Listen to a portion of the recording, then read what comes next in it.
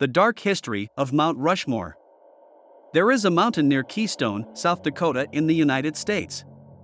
The mountain has been turned into a colossal sculpture to curve into the goodnight face of Mount Rushmore in the Black Hills.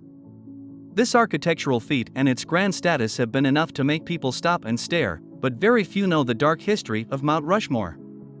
In this video, we are going to take a deeper dive into the making of this massive, colossal structure and uncover some of the darkest secrets it holds. Before we begin, don't forget to subscribe to us and his death notification bell, as we make interesting videos for you daily. Let's begin. The mountain was conceived with the intention of creating a spectacle so grand and momentous to tourists, representing not only the wild grandeur of its local geography but also the strength of Western civilization through its anthropomorphic representation. The mountain represents an accomplishment born blind and created in the minds and by the hands of Americans for the Americans. It all began back in 1927 and lasted until 1941.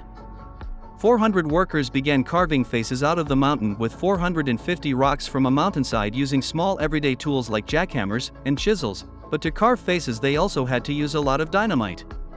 Today, the monument draws nearly 3 million people to South Dakota's Black Hills annually, but the dark history it contains is always hidden under a veil.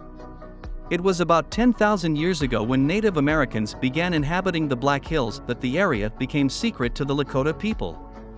The Lakota people formed the western branch of what the U.S. called the Sioux Nation. They believed that they emerged from one of the caves within the Black Hills and named one of the weeks as the Six Grandfathers after their secret directional spirits.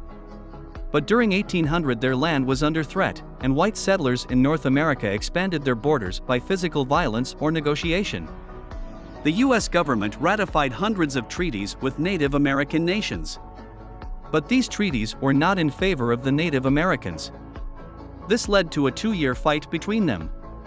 Between 1866 and 1868 the Lakota and their allies successfully defended their land from the U.S. military and negotiated a new treaty with the government.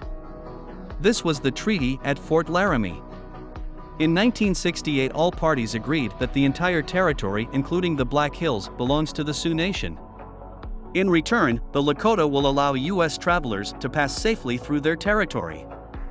They could not win, and so they applied the tactic of if they cannot beat the enemy, join the enemy. But there were a lot of aspects of the treaty that tended to assimilate the Lakota into white culture. They were given huge incentives to convert them from hunting to farming. They also abandoned their nomadic lifestyle and had U.S. attire in their wardrobes. Everything was peaceful until, 7 years later, during an expedition, the Americans found gold in the Black Hills. That was when the U.S. attacked and defeated the Lakota, ultimately illegally seizing the land.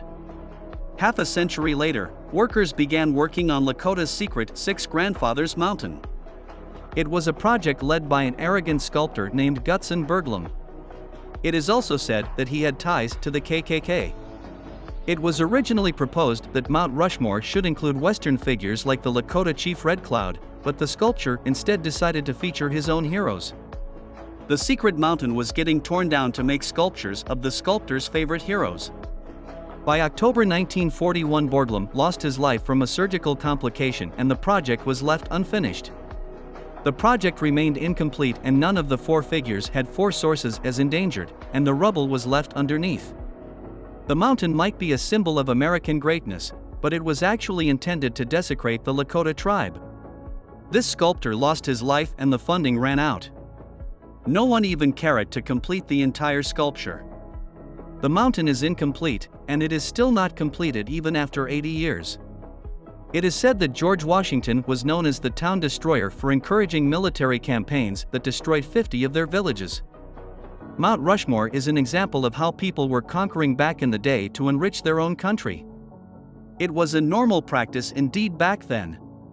In 1980, the Sioux Nation sued the U.S. for treaty violations, and the Supreme Court ruled that the Black Hills had been unlawfully taken. They offered compensation to the Sioux Nation, but they declined.